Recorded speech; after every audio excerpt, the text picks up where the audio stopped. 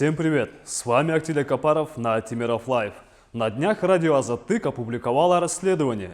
Журналист Айбек Бибосунов выяснил, что муфтият оказывал финансовую помощь на десятки миллионов сомов некому Батырбеку Джантаеву и компании «Налоговый представитель». В прошлом году Джантаев стал главой отдела материально-технического обеспечения Кыргыз-Темиржолу. В компании РИПХ Батырбек числится руководителем, а соучредителями оказались бывший муфтий Максатбек Токтомушев и кандидат в депутаты от партии Беримдик Ханыбек Тюменбаев. Журналист также узнал, что учредитель налогового представителя сделал пожертвование партии Беримдик на 200 тысяч сомов. Но мы сейчас хотим обратить внимание на другой нюанс.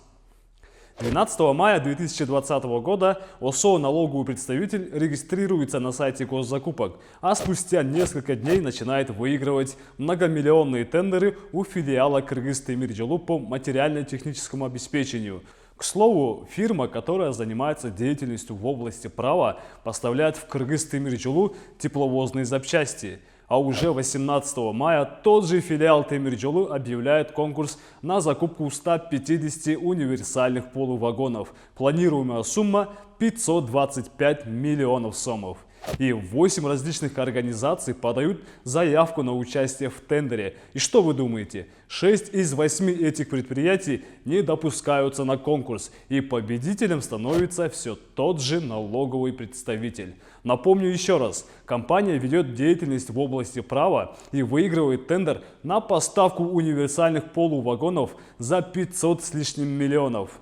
Возможно, они решили заняться посредничеством, но не тут-то было. 19 июня российский завод «Уралвагон» подает жалобу. Выдержка. По результатам тендера победителем признано ООО «Налоговый представитель», не являющееся производителем вагонов, имеющее минимальный опыт поставки вагонов и ценовое предложение которого превышает ценовое предложение АО «Концерн Уралвагонзавод» в пересчете валют более чем на 87 миллионов рублей. В итоге комиссия отменяет решение закупающей организации, нарушающее условия процедуры конкурса. Однако 20 июля тендер и вовсе отменяют. В качестве причины филиал Кыргыз-Темиржолу сослался на закон о госзакупках, где говорится, что закупающая организация может отменить процедуру госзакупок в любое время до заключения договора, если отпала необходимость в дальнейшем приобретении. Отмечу, что Василий Дашков назначен главой Кыргыз-Темиржолу аккурат до проведения столь масштабного тендера 10 апреля 2020 года. А это село пригородное. Тут нет железных дорог, но есть дворец короля железных дорог. Вот поэтому и дороги в селе никакие. На примере этого дома можно отследить карьерный рост Василия. В 2006 году Дашкова назначают замначальником мостостроительного отряда КТЖ, а на спутниковом снимке 2005 года мы видим только один особняк. Дом оформлен на жену Нелли Дашкову. С 2007 года и до начала 2020 года Дашков был главой этого же отряда Кыргыз-Темиржолу. А в 2013 году жена Василия Дашкова становится собственником этого участка. А на снимках 2014 года мы видим, как начинает строить еще один особняк. В итоге стройка завершается в 2016 году. Это еще не все. В 2016 Нелли Дашкова покупают соседний участок. И в 2017 на спутниковых снимках замечаем фундамент уже третьего особняка. Через 2 года перед нами предстанет красивый дом. Соседний дом через дорогу оформлен на некого Дашкова Анатолия. Вспоминаем отчество Василия Дашкова Анатольевич. На карте Дарек KG мы видим, что между этими домами есть переулок, а на видео с дрона эта дорога и вовсе перекрыта.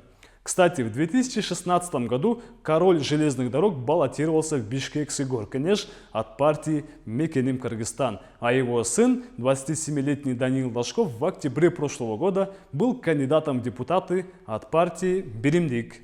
Почти месяц назад журналисты Болот Темиров и Али Токтаконов выпустили расследование. Василий Дашков, будучи главой мостотряда, а затем и Кыргыз-Темиржолу, практически отдал тендеры почти на 120 миллионов сомов своим же компаниям. Так чем же Дашков сейчас занимается? Вы не поверите, куда совершает визит президент Садыр Джапаров, там находится и сам король Кыргызской железной дороги. 24 февраля Джапаров полетел в Россию. К этому моменту Дашков уже был в Москве.